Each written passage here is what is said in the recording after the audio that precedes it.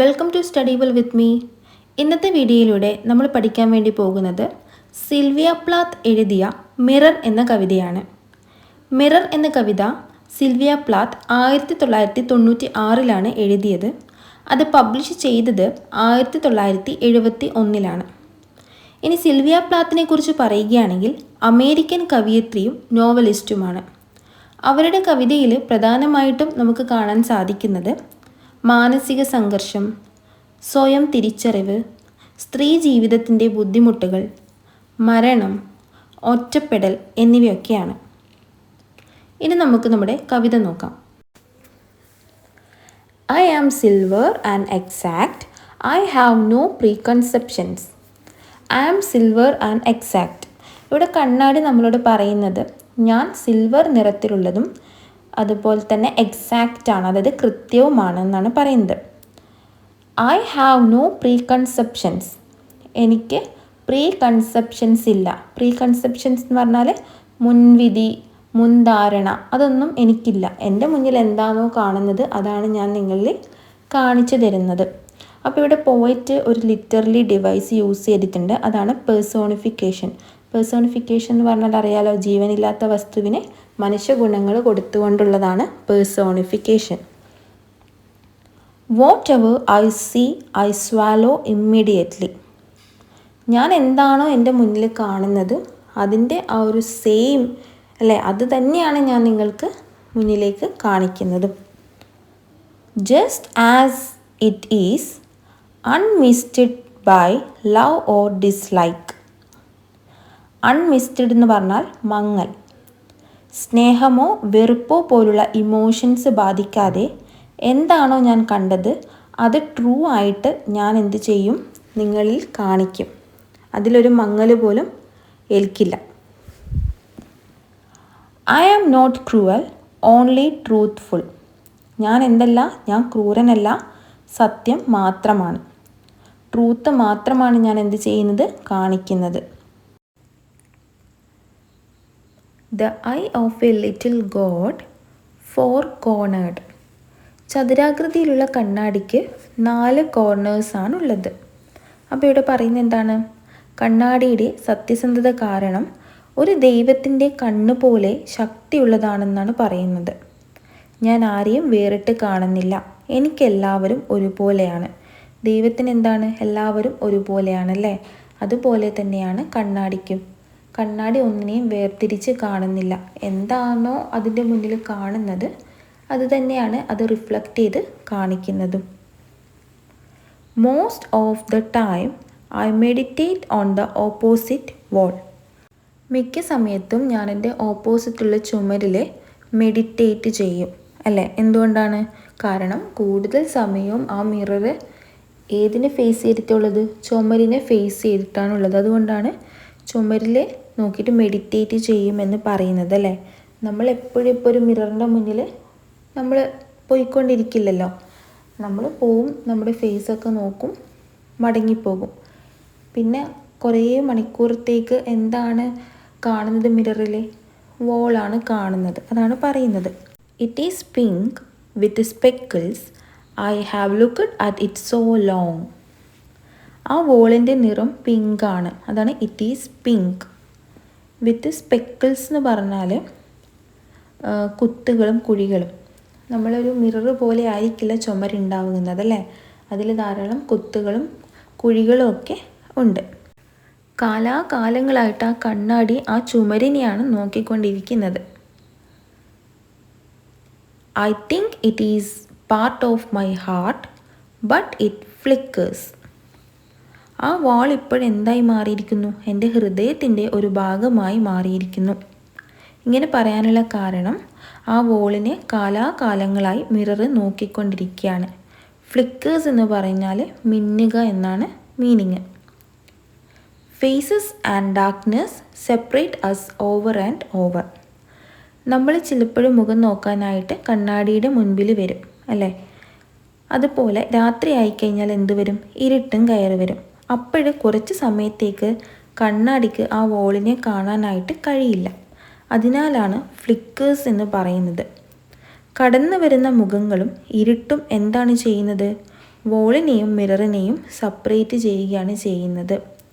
Faces and darkness separate us over and over. നമ്മുടെ മുഖം നോക്കാൻ വരും, അതുപോലെ തന്നെ രാത്രിയായാൽ ഡാർക്ക്നെസ്സും വരും.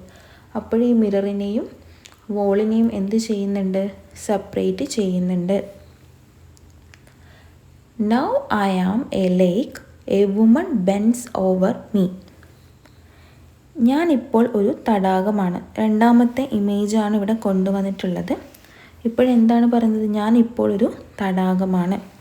ഇവിടെ തടാകം എന്ന് പറയാൻ കാരണം കണ്ണാടിയും തടാകവും റിഫ്ലക്ഷൻ തരുന്നത് കൊണ്ടാണ് അല്ലേ. നമ്മളൊരു കണ്ണാടിയിൽ നോക്കിയാൽ നമുക്ക് റിഫ്ലക്ഷൻ ഉണ്ടാവും, അതുപോലെ നമ്മൾ തടാകത്തിൽ നോക്കിയാലും റിഫ്ലക്ഷൻ ഉണ്ടാവും. ഒരു ലേഡി കുനിഞ്ഞ് എന്നിലേക്ക് നോക്കുകയാണ്. അതായത് ഒരു ലേഡി, ഇപ്പം ഞാൻ എന്താണ്? ഒരു തടാകമാണ്. A woman bends over me. ആ ലേഡി കുനിഞ്ഞ് എന്നിലേക്ക് നോക്കുകയാണ്. Searching my reaches for what she really is. ആ ലേഡി അവരുടെ റിഫ്ലക്ഷൻ കാണാനായിട്ട് ലേക്കിലേക്ക് നോക്കുമ്പോൾ, റീച്ചേഴ്സ് എന്നാൽ ആഴം അല്ലേ, ആഴത്തിലേക്കാണ് അവർ നോക്കുന്നത്. ഇങ്ങനെ ലേക്കിലേക്ക് നോക്കുമ്പോൾ അവളുടെ ട്രൂ ആയിട്ടുള്ള ഐഡൻറ്റിറ്റിയാണ് തിരയുന്നത്. അവൾ നോക്കുന്നത് അവളുടെ യൂത്ത് നഷ്ടപ്പെട്ടു എന്നാണ്. അവൾക്ക് യൂത്ത് നഷ്ടപ്പെട്ടത് ആക്സെപ്റ്റ് ചെയ്യാനായിട്ട് കഴിയുന്നില്ല. അവരുടെ യൂത്ത് കഴിഞ്ഞിപ്പോൾ വാർദ്ധക്യത്തിലേക്ക് കടന്നിരിക്കുകയാണ്. അപ്പോൾ അവരുടെ ആ ട്രൂ ആയിട്ടുള്ള ഐഡൻറ്റിറ്റിയെ അവർക്ക് എന്ത് ചെയ്യാൻ പറ്റുന്നില്ല? ആക്സെപ്റ്റ് ചെയ്യാൻ വേണ്ടി പറ്റുന്നില്ല. Then she turns to those liars, the candles or the moon. പിന്നീട് അവൾ കള്ളം പറയുന്ന ആളുകളുടെ അടുത്തേക്ക് പോവുകയാണ് ചെയ്യുന്നത്. Then she turns to those liars. അപ്പോൾ ആ കള്ളം പറയുന്ന ആളുകൾ ആരൊക്കെയാണ്? കാൻഡിൽസും മൂണും. അപ്പോൾ ഈ കാൻഡിൽസും മൂണും എന്താണ് ചെയ്യുന്നത്?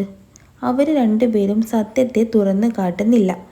എന്തുകൊണ്ടാണ് ഇങ്ങനെ പറയുന്നത് വെച്ചാൽ, കാൻഡിൽസും മൂണും തരുന്ന പ്രകാശത്തിൽ അവരുടെ മുഖത്തുള്ള ചുളിവുകളൊന്നും തന്നെ കാണാൻ സാധിക്കില്ല. അതുകൊണ്ടാണ് അവരെ കള്ളന്മാർ അല്ലേ, കള്ളം പറയുന്നവർ എന്ന് പറയുന്നത്. അവൾക്കും അവളുടെ മനസ്സിനെ സന്തോഷിപ്പിക്കാൻ വേണ്ടിയിട്ടാണ് അവൾ എന്ത് ചെയ്യുന്നത്? ഈ കാൻഡിൽസും മൂണിൻ്റെയും അടുത്തേക്ക് പോകുന്നത്. അവൾക്ക് റിയാലിറ്റി ആക്സെപ്റ്റ് ചെയ്യാൻ വേണ്ടി സാധിക്കുന്നില്ല. I see her back and reflect it faithfully. അവൾ പുറംതിരിഞ്ഞ് പോയി. ആ ഒരു ലേക്കിൽ നോക്കിയപ്പം അവളുടെ ഐഡൻറ്റിറ്റി അല്ലെ, ഇപ്പോൾ ഉള്ള ഐഡൻറ്റിറ്റി എങ്ങനെയാണെന്ന് അവർക്ക് ആക്സെപ്റ്റ് ചെയ്യാൻ കഴിയുന്നില്ല. അതുകൊണ്ട് അവൾ പുറംതിരിഞ്ഞ് പോവുകയാണ് ചെയ്തത്. അവൾ പുറംതിരിഞ്ഞ് പോയാലും എന്നിൽ പതിഞ്ഞ റിഫ്ലക്ഷൻ എന്ത് ചെയ്യും? ഞാൻ കാണിച്ചു കൊടുക്കും. അവളുടെ ഒരു ഇമോഷൻസും എന്നിൽ ബാധിക്കുന്നില്ല എന്നാണ് പറയുന്നത്. She rewards me with tears and an agitation of hands. Lake സത്യസന്ധമായിട്ടാണ് റിഫ്ലക്ഷൻ കാണിച്ചു കൊടുത്തത് അല്ലേ. അപ്പോൾ അവൾക്ക് എന്താണ്?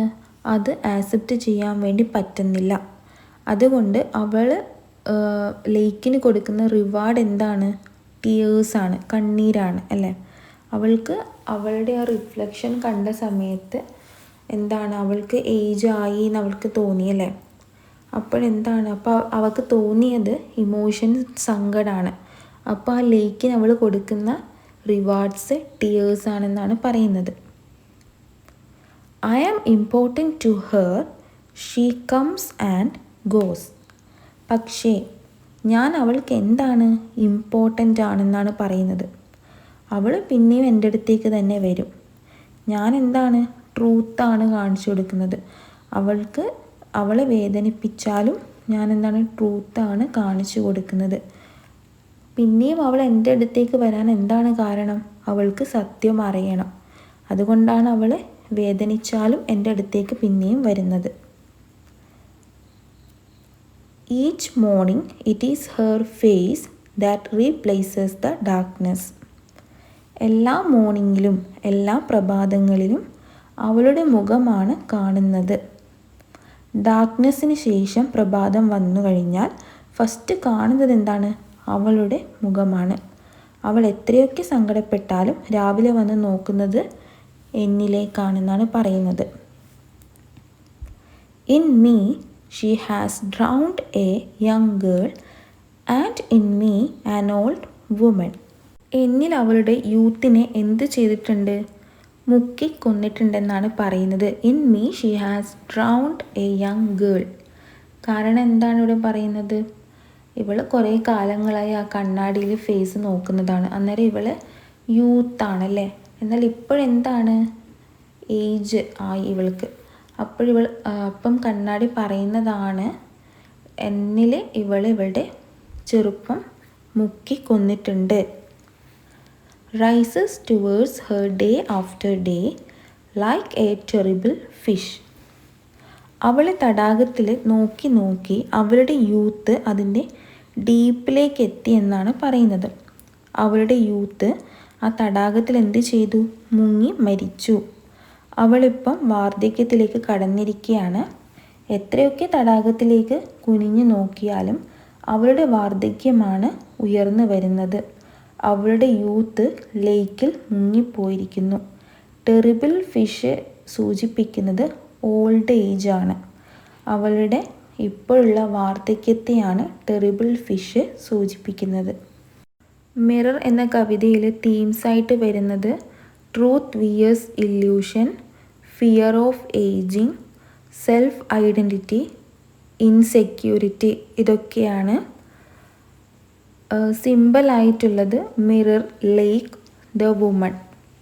ഇതാണ് സിമ്പിൾസായിട്ട് പോയറ്റ് യൂസ് ചെയ്തേക്കുന്നത്. ഇനി ലിറ്റററി ഡിവൈസസ് നോക്കുകയാണെങ്കിൽ പേഴ്സോണിഫിക്കേഷൻ ഉണ്ട്. അതായത് ജീവനില്ലാത്ത വസ്തുവിന് മനുഷ്യഗുണം നൽകിക്കൊണ്ടുള്ളതാണ് പേഴ്സോണിഫിക്കേഷൻ. ഇവിടെ കണ്ണാടിക്ക് മനുഷ്യഗുണങ്ങൾ നൽകിക്കൊണ്ടാണ് പോയറ്റ് പറഞ്ഞിട്ടുള്ളത്.